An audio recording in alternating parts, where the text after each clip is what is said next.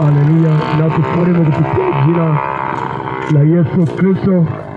Imependeza Mungu injili yake kapate kuhubiriwa mitaa hii kwa uweza wake na mwenyezi wake na huruma zake, watu wote wakapate kusikia injili ya Yesu. Yesu Kristo ndiye Bwana wa watu wote. Yesu Kristo ndiye msaada wetu. Yesu Kristo pekee ndio kimbilio la watu wengi. Hatuna kimbilio lingine zaidi ya Yesu Kristo. Kabla ya yote nitakwenda kuomba.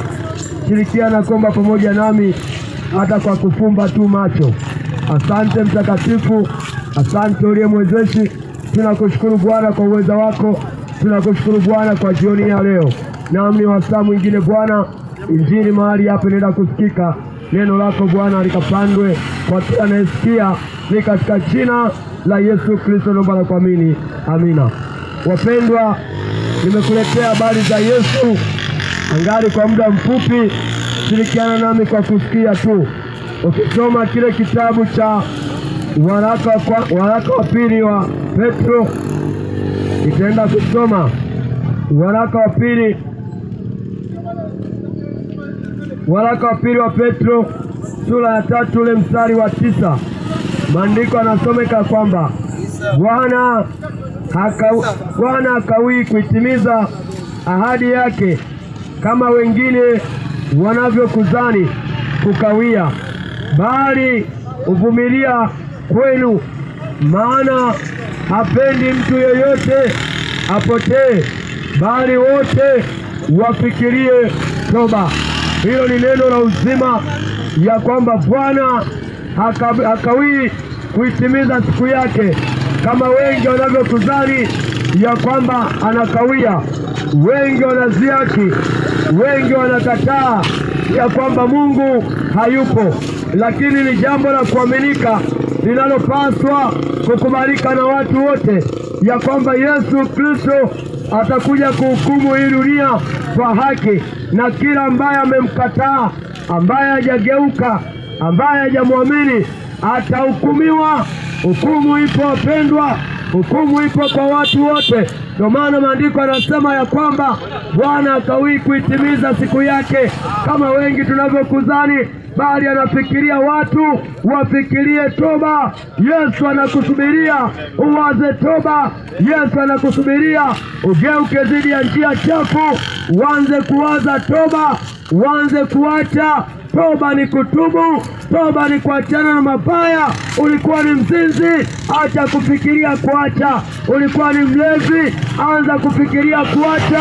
Ulikuwa na michepuko, wakati wa kuacha michepuko ni sasa. Maana Mungu anayaona aliyo sirini, sisi wanadamu hatuoni, lakini Mungu anaona. Unaweza ukaficha watu wote, unaweza ukatuficha hata sisi, ukaficha hata mkeo, ukaficha hata mmeo, lakini Bwana anasema jicho lake linaangalia yote, linaona unayoyatenda yaliyo gizani, linaona unayoyatenda akiwa nuruni. Sasa Bwana anaamuru watu wote wapate kutubu, wapate kuacha, waamini injili, wamgeukia Yesu Kristo. Wakati wa kumwamini Yesu ni sasa.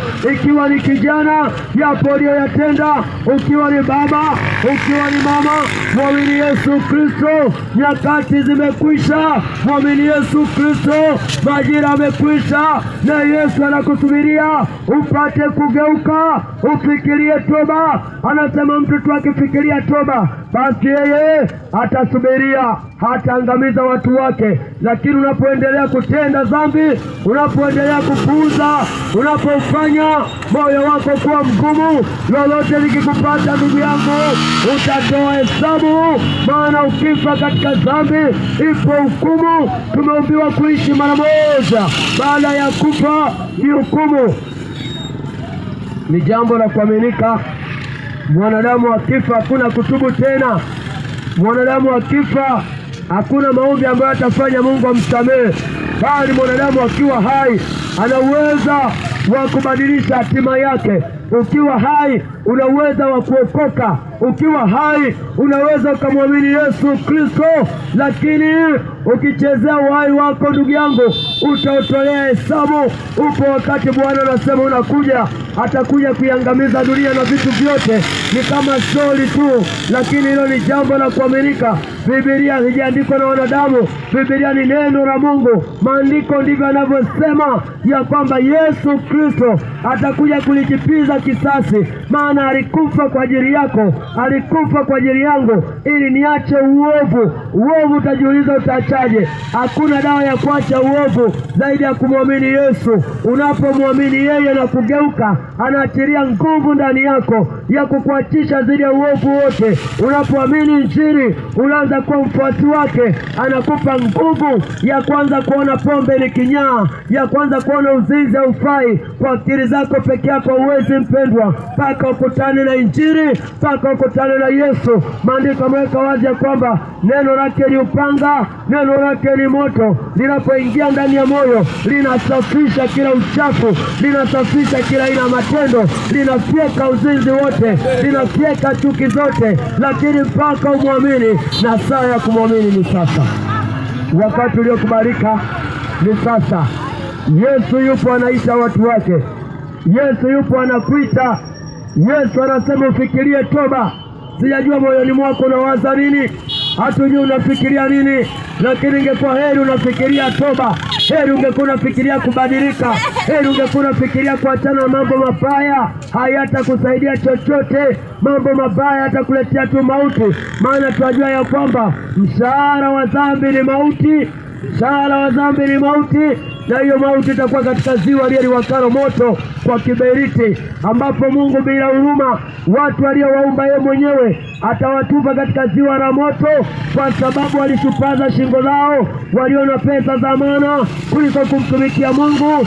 Waliona kutafuta pesa ndio kila kitu, lakini hawakujua ya kwamba mwanadamu ameandikiwa ya kwamba hataishi tu kwa mkate, bali kwa kila neno linalotoka katika kinywa cha Mungu. Ndugu yangu, chunga sana, uwe na neno, ujifunze neno, usikilize neno, upate imani kwa neno, ununue Biblia, usome neno la Mungu likuongoze mwongozo. Maana maandiko yanasemaje? Ukisoma ile Zaburi 119 ule mstari wa 105, anasema neno lako ndio taa miguu yangu na mwangaza wa maisha yangu. Sasa neno la Mungu ndio taa ya mwanadamu. Neno la Mungu ni mwangaza wa mwanadamu. Pasipo neno la Mungu hakuna utakachokitenda kitaonekana cha maana. Ukiwa una neno la Mungu utatenda leo ya dunia. Ukitenda ya dunia, anasema dunia inapita na mambo yake, dunia inapita na mambo yake, lakini neno litasimama. Heri muamini Yesu Kristo, neno likasimama ndani yako. Bwana haikawii kuitimiza siku yake kama wengi wanavyokuzani. Bwana hakawii kabisa, bali anasema watu wote wafikirie toba. Bwana hapendi mtu hata mmoja apotee, hataki hata mmoja. Hataki wewe kijana upotee, hataki wewe mwenye upotee, hataki wewe binti upotee. Utajiuliza kupotea ni kwa namna gani? Unapokuwa mzinzi unakuwa umepotea, unapokuwa mlevi unakuwa umepotea, unapokuwa na masengenyo unakuwa umepotea, unapotenda mambo yaliyo machukizo unakuwa umepotea mbele ya Bwana. Sasa Bwana anasema kuna matendo ambayo ameachilia mwanadamu akapate kuyatenda, akawe na utu wema, akawe na furaha, akawe na upendo, akawe na fadhili. Haya yote uweze kuyatenda usipomwamini Yesu Kristo. Saa ya kumwamini Yesu ni sasa, na wakati uliokubalika ni sasa. Injili inatokana na yeye.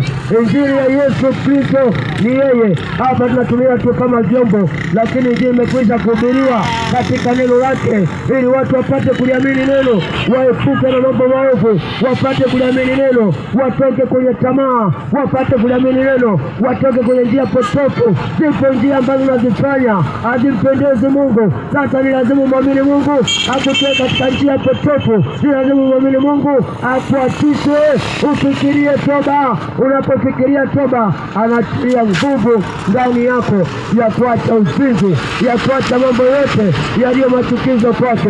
Mwamini Yesu Kristo ukapate kuokoka. Mwamini Yesu Kristo akuokoe. Anasema jeni kwangu ninyi nyote msumbukao na kulemewa na mizigo, nami nitawapumzisha. Yesu Kristo ndio pumziko la kweli. Yesu anapumzisha watu wote waliolemewa na mizigo. Ndugu watakukataa, jirani watakukataa, lakini Yesu anakuita na tabia zako zilizo chafu. Yesu anakuita ajali ya kwamba umetenda dhambi sana. Anasema dhambi zenu zijapokuwa nyekundu kama bendera, nitazisafisha, zitakuwa nyeupe kama seruji. Hebu mwamini Yesu Kristo. Yeye ndio sabuni ya moyo wako. Yeye ndio ataufua moyo wako uliojaa uchafu. Yeye ndio atausafisha moyo wako uliojaa uzinzi. Yeye ndio atautoa kiburi ndani ya moyo wako. Unatamani kutenda mema, lakini unaangukia katika mabaya. Ni kwa sababu hujamwamini Yesu Kristo. Mwanadamu kwa siri yako hauwezi ukatenda mema mpaka mwamini Yesu Kristo. Asante sana kwa uwezo wake, na asante kwa kusikiliza, na hilo ndio neno la Bwana. Mungu akusaidie. Fanya maamuzi yaliyo sahihi ya kumwamini Yesu Kristo. Tenda kuomba. Asante Mtakatifu, Bwana uliye mwezeshi, umekuwa pamoja nasi. Neno lako ni kama mbegu Bwana, limepandwa katika mioyo yetu, na kila aliyesikia Bwana awezaye kukuza ni wewe. Sisi hatuna mamlaka yoyote, unatujua vyema. Roho wako tushuhudie Bwana, tukaweze kugeukia wewe, katika jina la Yesu Kristo naomba kuamini. Amina.